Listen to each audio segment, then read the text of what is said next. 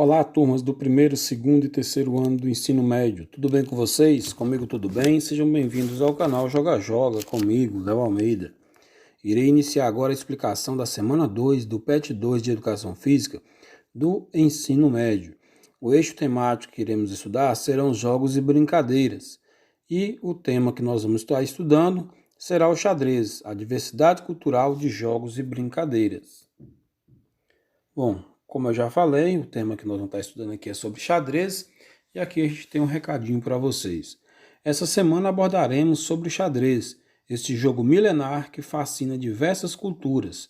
Ao final deste estudo, você deverá conhecer um pouco da origem do xadrez, bem como suas regras. No link para saber mais, você encontrará uma plataforma para jogar xadrez online com os amigos de forma gratuita. Bons jogos, bons estudos. Xadrez, origens e regras. O xadrez, considerado por muitos um esporte, tem mais de 5 séculos de história. Ele surgiu no sudoeste da Europa na segunda metade do século XV, durante o Renascimento Cultural. Até hoje, um dos jogos mais populares do mundo. O xadrez pode ser levado para a aula de educação física de forma simples e divertida. Então aqui é bom lembrar que nós podemos praticá-lo de educação física, tá? Xadrez, principalmente em época do inverno, em época de chuvas, né? São as épocas mais indicadas para a gente estar passando em xadrez. Não que tenha que ser somente quando estiver chovendo, tá? Pode ser realizado em qualquer época do ano. A origem do xadrez. Há um consenso entre os historiadores de que a Índia é o mais provável berço do esporte. A principal diferença entre o jogo atual e o antecessor ficava por conta da limitação de movimento das peças. O atual bispo era conhecido como elefante, enquanto a dama, peça mais poderosa do xadrez moderno, era conhecida como vizir. Então, naquela época, turma, a diferença desse jogo era essas duas peças aí. O bispo era conhecido como elefante e a dama, que no caso é a rainha, era conhecida como vizir. Mas foi na França, no século XVIII, que eventos de xadrez, já no formato que conhecemos atualmente, passaram a ganhar repercussão. Os mestres da época enfrentavam-se em partidas épicas, cujo palco eram as coffee houses, casas de café e chá distribuídas pelas maiores cidades europeias. No século seguinte, os clubes de xadrez tiveram um rápido desenvolvimento e partidas por correspondência entre cidades tornaram-se comuns. Então, algumas cidades começaram a ter partidas por correspondência. Jornais passaram a destacar o jogo e publicações foram feitas contendo ideias avançadas dos mais célebres enxadristas da época. Aqui nós vamos falar agora sobre as posições do tabuleiro e algumas das suas movimentações. Eu vou mostrar para vocês aqui, eu acabei de baixar um jogo e eu mesmo vou mostrar atuando no jogo lá online. Vamos começar pelo posicionamento das peças. Aqui vocês estão vendo que na segunda fileira aí tem os 8 peões, tá? E na outra fileira dos pretos lá, ó, também tem os 8 peões. Na primeira fileira fica o restante das peças, que são as 2 torres, 2 cavalos, 2 bispos, o rei e a rainha. Agora, como que a gente posiciona essas outras peças atrás? Que as do peões é fácil, coloca os 8 lá na frente.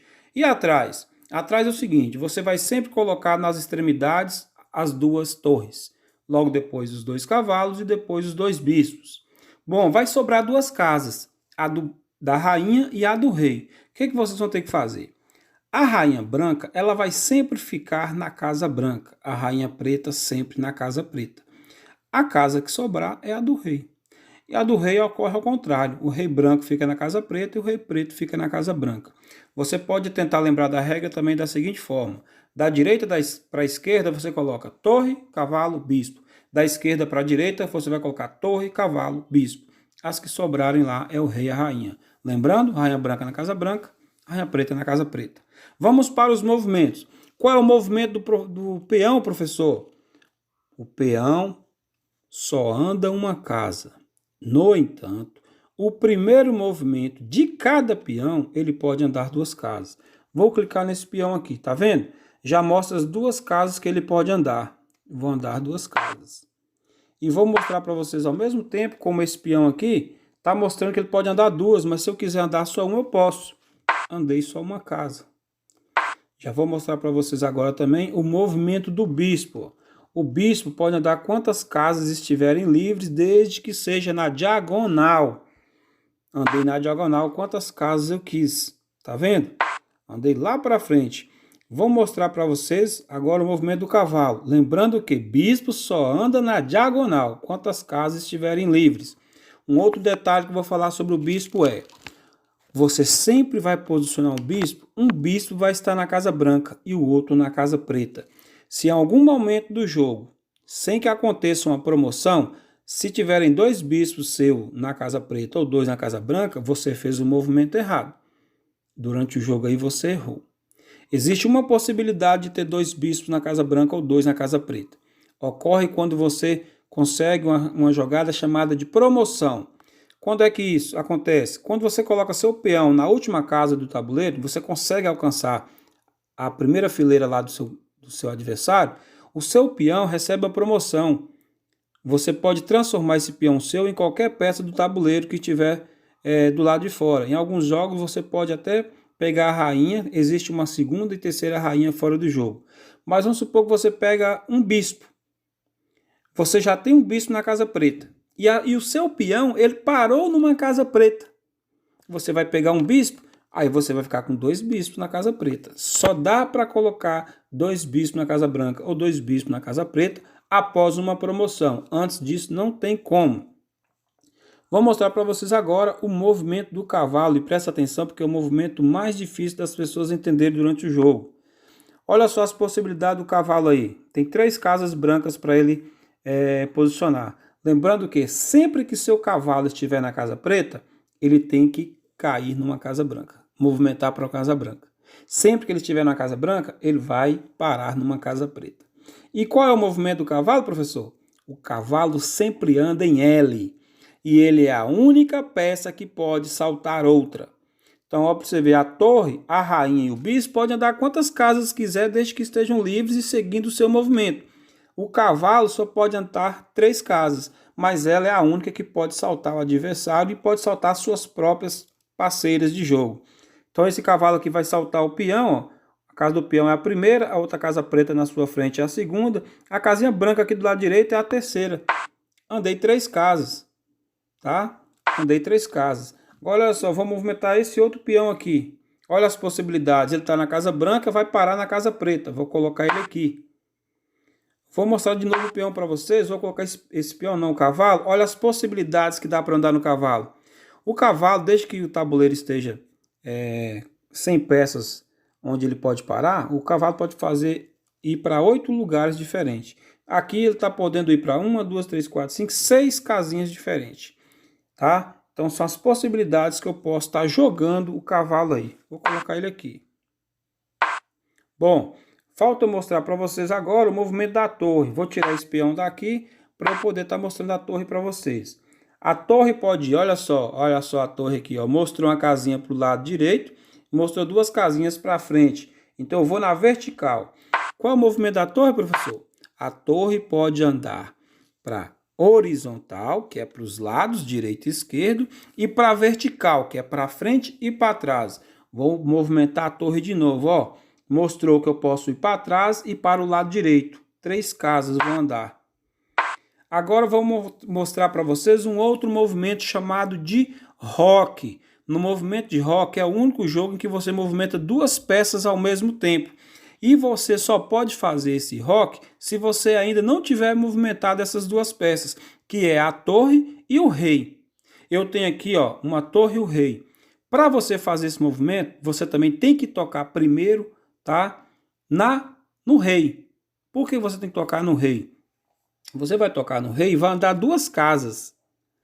Você andando 2 casas, você mostra que você vai fazer uma jogada chamada roque. Se você andar uma casa só, não tem como fazer, porque você já andou uma casa, isso mostra que você só queria andar uma casa. Eu vou tocar no rei, já mostrou a casinha azul, tá vendo? Mostrou que eu posso andar 2 casas, porque o rei não pode andar 2 casas.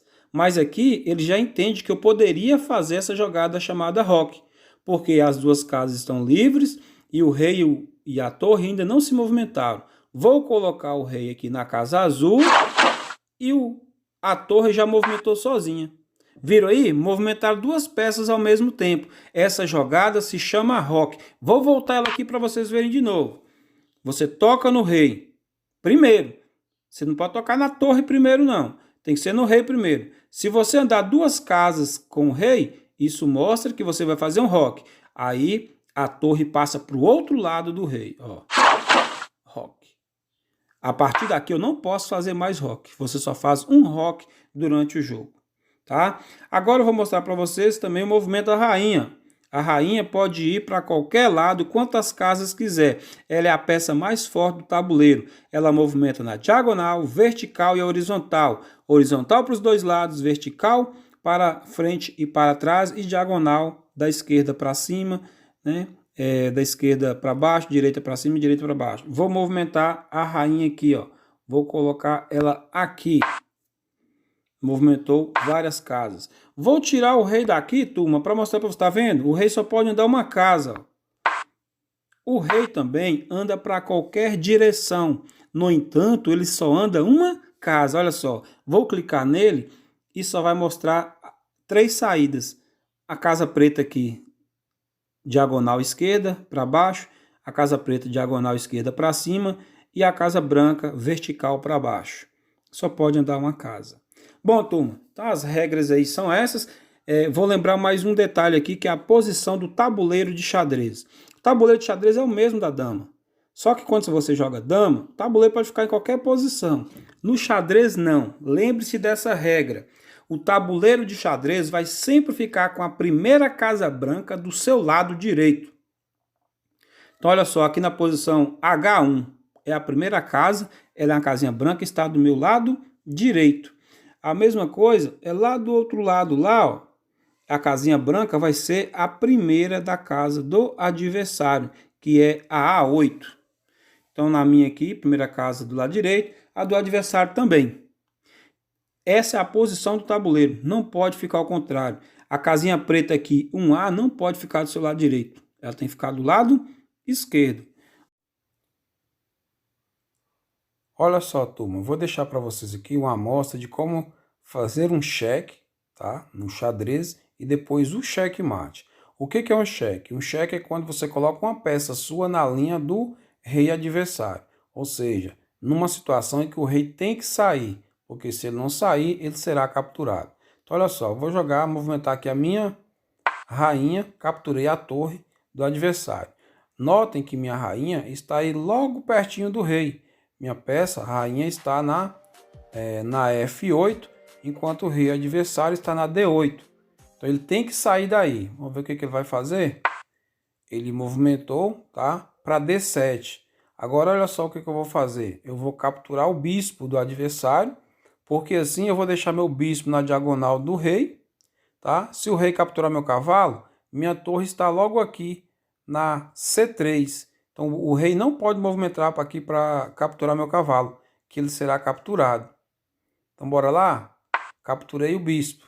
Capturei o bispo, o rei ficou sem situação nenhuma para sair. Não tem para onde ele sair. Foi checkmate aqui, acabou o jogo. Por quê, pessoal? Olha as casas vazias que estão ao lado do rei aí. O rei pode andar para todos os lados, mas somente uma casa. Se ele andar na D8, a rainha captura ele. Se ele andar na E8, a rainha captura ele. Se ele for aqui para E7, a rainha captura ele. Se ele for aqui para E6, o bispo captura ele. Meu bispo captura ele, ó, porque anda na diagonal.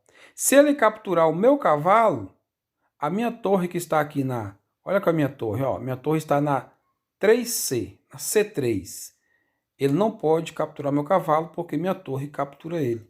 Então não tem para onde ele correr. Nessa situação aqui é checkmate. Para qualquer uma dessas casas aí que o rei for correr, ele seria capturado. Acabou o jogo. O rei foi cercado. Então essa é uma situação onde acaba o jogo porque o rei ficou em checkmate. Então, turma, a forma de encerrar o jogo foi essa que eu falei para vocês, onde o rei sofre checkmate, e existem outras situações em que a gente teria que aprofundar mais nas regras aqui do xadrez, né? Seria muito difícil estar explicando aqui remotamente, são muitas coisas para estar aprendendo. Mas uma delas é o fato do empate, né? quando um jogador ele efetua 50 movimentos, onde nesses 50 movimentos ele não move nenhum peão, não consegue capturar nenhuma peça, essa repetição de movimentos com a mesma peça caracteriza-se um empate. Então, se ele fizer 50 movimentos sem movimentar peão e sem capturar uma outra peça, isso vai caracterizar um empate e o jogo vai se encerrar. Mas existem muitas outras regras para vocês estarem aprendendo também. Agora vamos para as atividades? Então, turmas, agora que nós já vimos aí as regras aí do xadrez, vamos para as atividades. Número 1. Identifique as peças de xadrez abaixo e descreva como cada uma se movimenta. Então, vocês vão descrever aí como cada uma dessas peças se movimenta. Se é na diagonal, se é na horizontal, para frente. Podem descrever também como que faz a captura. Atividade 2. Dama é um jogo disputado em um tabuleiro idêntico ao jogo do xadrez, em que o objetivo é capturar ou imobilizar todas as peças do adversário. Você já jogou damas?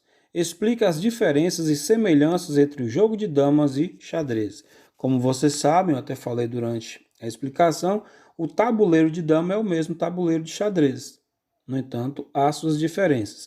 Vocês vão explicar aqui as diferenças e semelhanças que há entre os dois. Atividade 3. Assinale a alternativa correta em relação às peças do xadrez. A rainha é considerada a peça mais valiosa e importante por fazer tanto os movimentos das torres quanto os movimentos dos bispos, ou seja, diagonal e em linha reta. B. O cavalo e a torre são as únicas peças que têm permissão para saltar outras peças durante uma movimentação ou ataque. Letra C. Os peões se movimentam apenas uma casa para a frente e podem capturar as peças adversárias se movimentando para os lados, esquerdo ou direito. D. Os bispos se movimentam apenas em diagonal e quantas casas quiserem, assim como o rei, que pode se movimentar apenas em diagonal, porém uma casa por jogada. Bastante cuidado ao resolverem essa atividade, porque ela tem umas pegadinhas aí. Bom, antes de encerrar, já vou pedindo para vocês se inscreverem no canal, ativar o sininho das notificações, compartilhar o nosso vídeo com os colegas e vai deixando aí o seu like. Seu like ajuda muito o nosso canal a crescer e o vídeo chegar a outras pessoas. E tem mais uma, o YouTube só está notificando agora aqueles que, além de ter acionado o sininho, deixa aí o seu like, porque assim mostram que tem interesse no conteúdo do canal. Eu vou ficando por aqui, fique com Deus, um abraço e até a próxima. Fui!